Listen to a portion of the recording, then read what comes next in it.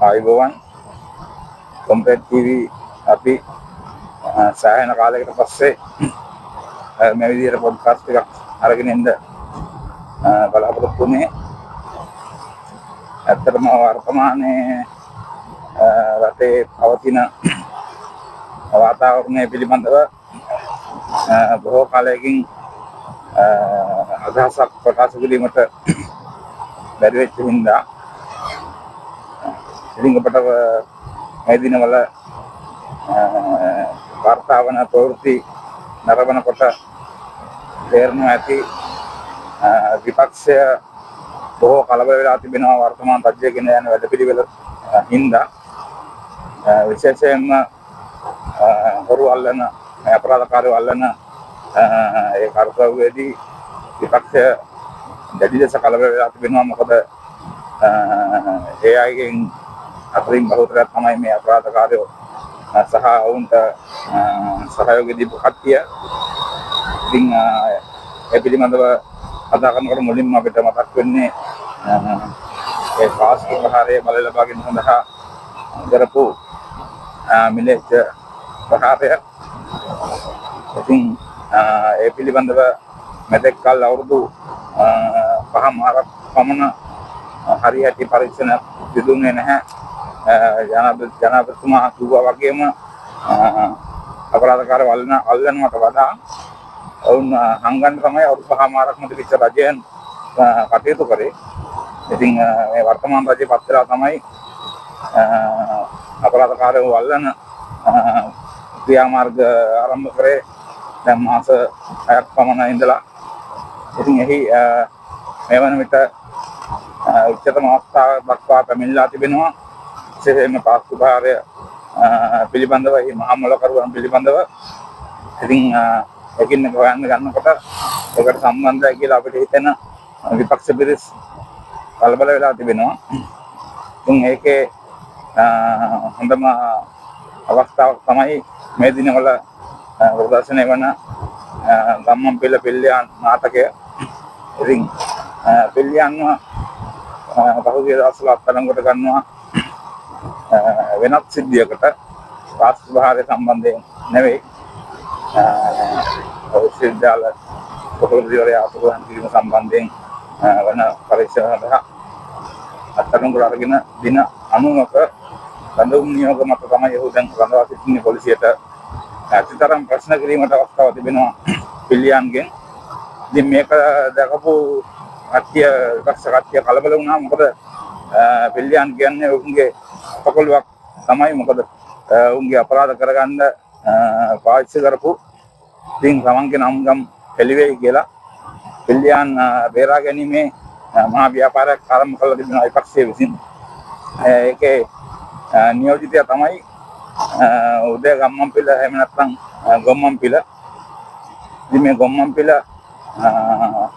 බැලුවා කොහොමද පිල්ලියන් ගාවට යන්නේ මේ කනෙක්ෂන් එකක් හදාගන්න කියලා. අන්තිමට ඔහු ගොම්මන්පිලගේ නීතිඥයා විදිහට ඇතුළට ගිහිල්ලා ඔහුත් සාකච්ඡා කරලා ඇවිල්ලා එළිය මාධ්‍යමක් කියලා හඳන්න ගත්තා පිල්ලියන්ගේ දුක කිය. ඉතින් ඒ වගේම දකින්න රනිල් වික්‍රමසිංහත් පිල්ලියන්ට කෝල් එකක් ගන්න අවශ්‍ය වෙලා එතන හිටපු පොලිස් නිලධාරියෙක් අමුතුමක් කරන් කියලා තිබුණා පිල්ලියන් ෆෝන් එක දෙන්න කියලා. ඉතින් ඒ නිලධාරියා කොන්ද ගෙලිත් තියාගෙන වැඩ කරපු හින්දා එතුමා කිව්වා එහෙම ෆෝන් එක දෙන්න දෙයක් නැහැ කියලා. ඉතින් ඒ වගේ 2:50 වට තමයි හිටපු ජනපති ඡන්දයෙන් පත් වෙච්ච නැති රාජපක්ෂලගේ ජනපති රනිල් වික්‍රමසිංහ වර්තමානයේ සිදු කරමින් සිටින්නේ සහ ඔවුන් මේ තත්ත්වයට වැටුනේ මේ ආණ්ඩුව නීති හරියට ක්‍රියාත්මක කරමින් යන නිසා. ඒ පිළිබඳව කාදිනල් හිමිපාණන් අදහස් ප්‍රකාශ කළ තිබෙනවා. වර්තමාන ආණ්ඩුව මේ පරීක්ෂණ නිවැරදිව කරගෙන යනවා. ටික කල්ගත වුණත් නිවැරදිව කරගෙන යනවා. විපක්ෂය සහ ඒ පාර රාජ්‍ය තවමත් ක්‍රියාත්මකයි මේ පරීක්ෂණ නතර කිරීම සඳහා කියලා එතුමා කියලා තිබුණා.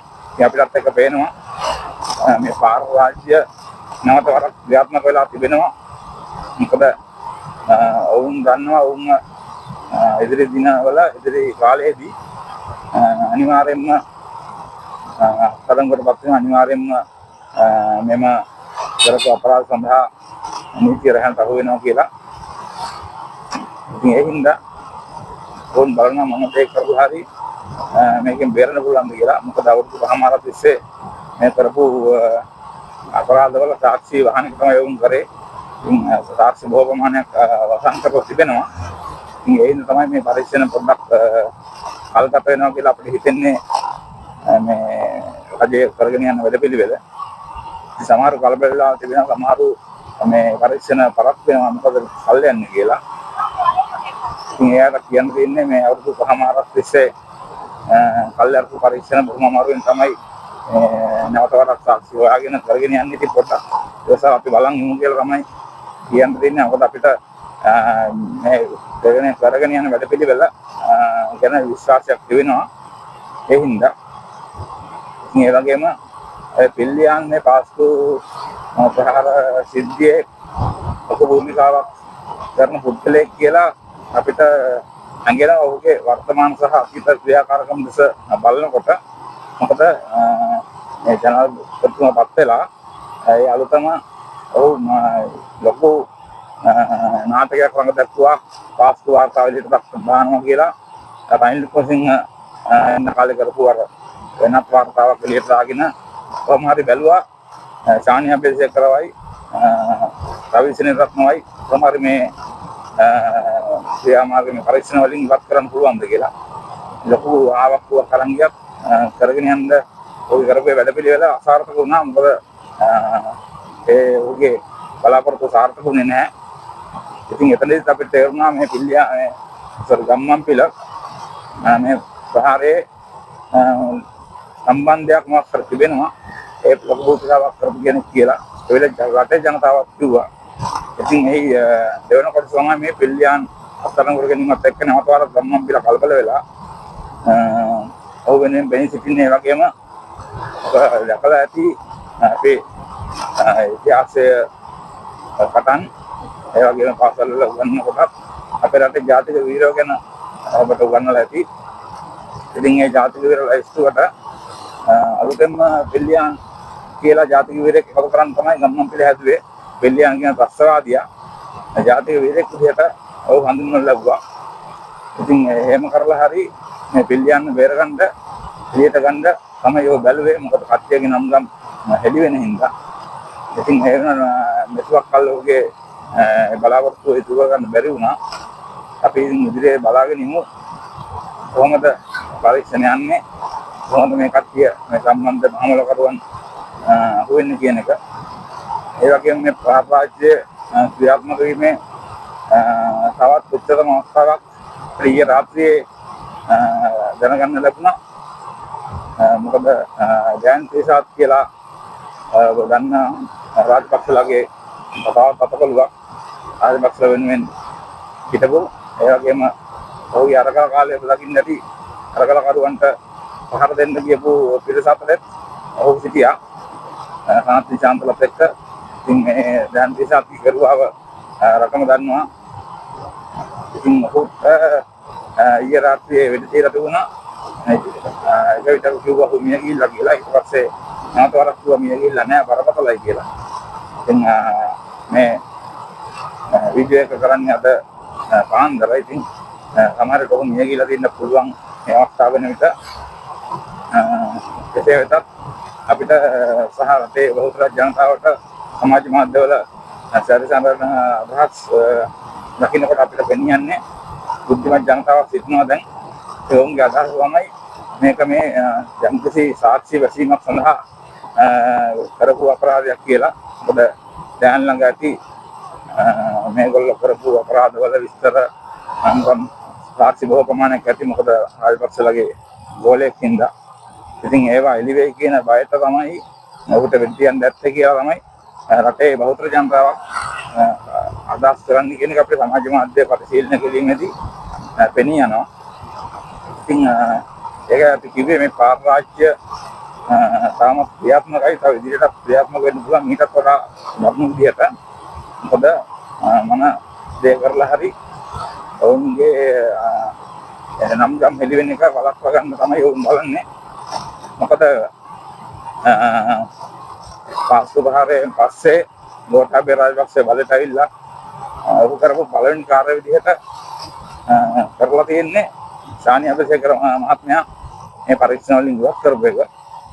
එතුමා ඒ පිළිබඳව ඔබට අපගේ කොම්ප්ලීට් ටීවී නාලිකාවේ පහත සඳහන් කරලා තියෙන වීඩියෝ එක නරඹන්න පුළුවන්. ඒදී සානි අබේසේකර මහත්මයා ඒ පිළිබඳව ප්‍රකාශ කරනවා ගෝඨාභය පත් වෙලා මුලින්ම කරේ එතුමාව මාරු කරපේක කියලා. ඉතින් ඒ වගේ තමයි ඊට පස්සේ වුන් හිතුවා කවදාවත් උන්ට බලයෙන් නැති වෙන එකක් නැහැ කියලා. එහෙම තමයි ජීවත් වුනේ. නමුත් පහුගිය අවුරුද්දේ 2024 තීරණාත්මක අවුරුද්දක් මේ රටේ ආදිශේ බහුතර ජනතාව එකතු වෙලා මේ අපරාධකාර පාලන තන්ත්‍රය වෙනස් කරලා ජනතාවාදී ආණ්ඩුවක් ජනතාවාදී ජනාධිපතිවරයෙක් පත් කරගෙන දැන් හරි විදියට රට ක්‍රියාත්මක වෙමින් යනවා. සහ වට්ටපුරට කොහොම අමාරුවෙන් මේ විපක්ෂය කකුලෙන් අදිනකොට නැගිටගෙන යනවා. ඉතින් ඒ හින්දා මේ පාර්ලිමේන්තු ක්‍රියාත්මක වීම පිළිබඳව වර්තමාන රජය තවත් මේක වඩා අවධානය සිටිය යුතුයි. ඉදිරියේදී තවත් සාක්ෂිකරුවන් සේවක සාක්ෂිකරුවන් උන්ට හානියක් වීමට ඉඩ නොදී මේ පරීක්ෂණ සාර්ථක කරගෙන යාමට රජයට උත්සාහ දැරීම තමයි වැදගත් වන්නේ. මොකද මේ අපරාධකරුවන් නිදැල්ලේ සිටීමට ඉඩ දීම හොඳ නැහැ. ඒ වගේම මේ පාරාජ්‍ය ක්‍රියාත්මක වෙනකොට තවත් දෙයක් තිබෙනවා කියන්නේ ජනමාධ්‍ය සහ ජනමාධ්‍ය වලින් අතරම මේ නිවර්ත තොරතුරු වාර්තා කරනකොට ලංකාවේ තිබෙන ජඩ මාධ්‍ය කීපයක් තිබෙනවා. මේ ජඩ මාධ්‍ය වලින් මේ පාර රාජ්‍ය සහ අපරාධකරුවන් විපක්ෂයට වාසි වෙනන්ද මේ අසත්‍ය ප්‍රචාර කරමින් සිටිනවා. ඒ පිළිබඳව අපි මේ රටේ බහුතරයක් ජනතාව රට ආදරය කරන ජනතාව බලාපොරොත්තු වෙනවා මේ පිළිබඳව ක්‍රියාමාර්ගයක් රජය ගනී කියලා. මොකද එවැනි ක්‍රියාමාර්ගයක් ගත්තත් කිසිම කෙනෙක් ඒකට විරුද්ධ වෙන්නේ නැහැ. ඉතින් අපි කියන්නේ තිබෙන නීති ප්‍රතිභාව වෙන කලකලා බලලා එවැනි අසත්‍ය ප්‍රචාර කරන මෙම නාලිකා කීපය උන්ගේ විකාශන බලපත්‍ර තහනම් කරන්න නාලිකා තහනම් කරන්න කියලා තමයි අපි මේ රටේ ආදරේ ජනතාව විදියට රජෙන් ඉල්ලා සිටින්නේ. මොකද අපිට පසුගිය අත්දැකීමක් තිබෙනවා මෙම මාධ්‍ය ජාලයක් මහින්ද රාජපක්ෂ සමයේත් එක්වරක් අසත්‍ය ප්‍රචාර පතුරුනා කියලා තහනම් කරපු නාලිකාවක්. ඊට පස්සේ තමන්ගේ මල්ලි බේර ගන්න ඕන හින්දා රාජපක්ෂලට ගුණ වර්ණනා කරලා නැවත වරක් මේ බලපත්‍රය ලබාගෙන ඊට පස්සේ පහුගිය කාලේ හදිස්සිය පස්සෙන් ගිහිල්ලා මල්ලි බේර ගන්න try කරන නාලිකාවක්. තව එක්කෙනෙක් ඉන්නවා රොටි කාපු එක්කෙනාගේ නාලිකාව එයාගේ පත්‍රයකුත් තියෙනවා.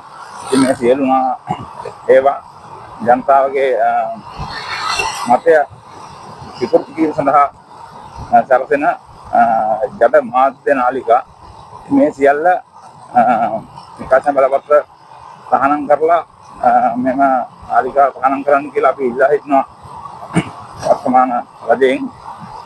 මොකද එහෙම තමයි මේ රට හදන්න පුළුවන් වෙන්නේ. එවැනි විශේෂ තියාගෙන මේ රට ඉදිරියට යන්න අමාරුයි. කකුලෙන් අදින කට්ටිය බයිද අපි දකින්නේ පහුගිය දිනවල අවුරුදු සමයේ රජයේ වැඩ පිළිවෙලක් ගත්තා තිබුණා. ප්‍රවාහන පහසුකම් ගෙවල් වලට යන ජනතාවට ඉතාම ලස්සනට තිබෙන බස් ටික හරියට කළමනාකරණය කරලා කිසිම තදවාදයක් නැතුව ජනතාවට ඇති වෙන්න බස් තිබුණා. ගෙදර යන්න ගෙදර ගිහලා ඊට පස්සේ ආයි නැවත කොළඹට එන්න ගම් වලින් නගරවලට එන්න හොඳ වැඩ පිළිවෙලක් ක්‍රියාත්මක කරලා තිබුණා. අන්තිමට බස් ගමනටත් කියන්න දුන්නා මේ ඔයගොල්ලෝ රතු බස් වල ඇතුළත් යන්න එපා අපේ බස් වලත් යන්න කියලා. එච්චර පෞද්ගලික බස් වල ඒකාධිකාරියත් බිඳලා දැම්මා මේ රජයේ ලස්සන වැඩ පිළිවෙල හින්දා. ඒ වගේම ලංගම සභාපතිතුමාගේ විශිෂ්ට දායකත්වයෙන් හින්දා. ඉතින් ඒ වගේම ඔබ දකින්න පහුගිය දිනවල පාඩ ලබන ආයතන බොහොමයක් නැවත ලාභ ලබන තත්ත්වයටපත් කරලා තිබුණා. වහපු ආයතන නැවත වරක් ආරම්භ කරා. ඉතින් මේවා මේ හොඳ ජනමාධ්‍ය කියන වැදගත් නාලිකාවල පෙන්වනකොට ජනමාධ්‍යවල පෙන්වන්නේ මොනවද මිනිස්සුන්ට ගෙවල් වල යන්න බස් නැහැ පොලිමේ ඉන්නවා ඔය වගේ දේවල් ඊළඟට දවදා ප්‍රදර්ශනය ආරම්භ වුණාට පස්සේ මේවා වෙන්නේ මිනිස්සුන්ට කන්න බොන්න නැහැ පොලිමේ ඉන්නේ හරි අමාරුයි අරකයි මේකයි ඔය වගේ බොරු ප්‍රචාර තමන්ගේ හෙන්චයි දාලා වොයිස් කට් අරගෙන දැනුත් මේ මොහොතේ පෙන්වමින් සිටිනවා මෙවැනි දේවල් නමුත් අත වශයෙන්ම ඉතිහාසයේ කරන වූ විරු ආකාරයට මෙතෙක් කිසිදු දවදා ප්‍රදර්ශනයක අතිගුණ පහසුකම් ඉස්තලස සංවිධානය කරලා තියෙනවා මේ රජය විසින් සහ වෙන පාර්ශව එකතු වෙලා හැමෝම එකතු වෙලා ජාතික සමගිය නාතවරක් ඇති වෙලා තිබෙනවා අපි දැක්කා දවදා ප්‍රදර්ශනය සඳහා නැරඹීමට පැමිණි මේ බෞද්ධ ජනතාවට අන්‍යාගමික අපේ සහෝදර ජනතාව එකතු වෙලා දන්සල් දෙනවා. ඉතින් මේක තමයි බලාපොරොත්තු වෙන්නේ අපි මෙතෙක්කල් ජාතිවාදී අපුරලා බලයට ආපු පිටසට මේවා දැක්කම ඇහි කටුවන්න වගේ ඇති. මොකද උන්ට නැවතවර බල දෙන්න ඉතිහාස නැති වෙනා මේ වගේ ජාතික සමගිය ඇති වුණොත් කිසිසේත් මේ රජයපත් උනේ මේ රටේ අතර දිග්භාගයේම සිටින සෑම ජාතිකම සෑම ආගමකම ජනතාවගේ ආශිර්වාදයෙන් ඔවුන්ගේ ඡන්දයෙන් ඉතින් එදා ඉඳන් ජාතික සමගිය තව තවත් වර්ධනය වෙලා මේක රටක් විදිහට හැමෝම යන ගමනේ මෙවැනි ජාත මාධ්‍ය නාලිකාවලට රැවටෙන්නේ නැතුව ජාතික සමගියෙන් ආගමික සහජීවනයෙන් මේ ජනතාව අපි ඉල්ලා සිටිනවා අපි නරඹන ජනතාවට ජීවත් වෙන්න කියන එක ඒ වගේම අපි බලාගෙන ඉමු රජය ගෙනෙන වැඩපිළිවෙල අනිවාර්යෙන් සාර්ථක කරගන්නවා කියලා අපි දන්නවා. ඉතින් මෙවැනි නාලිකා මෙවැනි විපක්ෂ කණ්ඩායම් කියන දේවල් වලට රැවටෙන්නේ නැතුව මේ රජයට කොහොම අමාරුවෙන් ඒ රට ගෙලින් කරගෙන වැඩපිළිවෙලට අපි හැමෝම සහයෝගය දීලා ඒ වගේම ලැබෙන පාලන මැතිවරණයක් ඉදිරියට පැවැත්වෙනවා. එෙහිදී මේ ගමේ පුංචි ඡන්දවල පුංචි කොටස බලය අනිවාර්යෙන් අපි ලබා දිය යුතුයි ජාතික ජන බලවේගයට. මොකද මහා ආණ්ඩුව සහ ජනාධිපතිවරයා කරගෙන යන වැඩපිළිවෙල ගම් මට්ටමට බිම් මට්ටමට ව්‍යාප්ත කිරීම සඳහා අපිට අවශ්‍ය වන්නේ මාලිමාවේ පාලනයක්. මොකද වෙනත් පාලන පැමිණියොත් ඒ ක්‍රියාත්මක වෙන්නේ නැහැ. ඒ කටයුතු මොකද කරු තමයි ඉන්නේ. අනිවාර්යයෙන්ම මේවා ඔබ දකින්න ඇති පොහොට්ටුව කියන මේ රට විනාශ කරපු පක්ෂයෙන් ඉල්ලන අපේක්ෂකයෝ එක්ක හොරෙක් එක්ක අපරාධකාරයෙක් ඒ වගේම පොහොට්ටුවට කඩ යන පිටස බැලුවත් බහුතරයක් බලාගෙන ඇති සුන්තර පිටසක් සිටිනවා අන්ත මොඩ බයියෝ කියන පිටසක් මෙලෝ දෙයක් ගන්න අර මොනවා වෙනගේ කමන්නේ මහින්ද මාතර කියලා ඉන්න ගොන්හරක් ඇත්තේ ඉන්නවා. ඉතින් බහුතරයක් පිටස ඉන්නවා එක්ක අපරාධකාරයෝ හොර තමන්ගේ අපරාධ නැති වෙන හින්දා අපරාධකාරයෝ ඒක කරගෙන යන්න බැරි වෙන හින්දා පොහොට්ටුවට කඩ යන පිටසක්. ඉතින් ඒ වගේ වෙන්නේ නැතුව අපි මේ ගමේ බලයක් ලබා දීලා මේ රට හදන වැඩපිළිවෙලට තවත් ශක්තියක් එමු. ඉතින් අපි මේ ටික තමයි අපිට කියන්න බලාපොරොත්තු වෙන්නේ හදස් ටික. ළඟදීම තවත් රටේ වර්තමාන දේශපාලන සහ සමාජීය वातावरण පිළිබඳව පාත් මෙවැනි ප්‍රශ්නයකින් භාග වෙනකම් ඔබට මට සුබ දවසක් කියලා ප්‍රාර්ථනා කරනවා.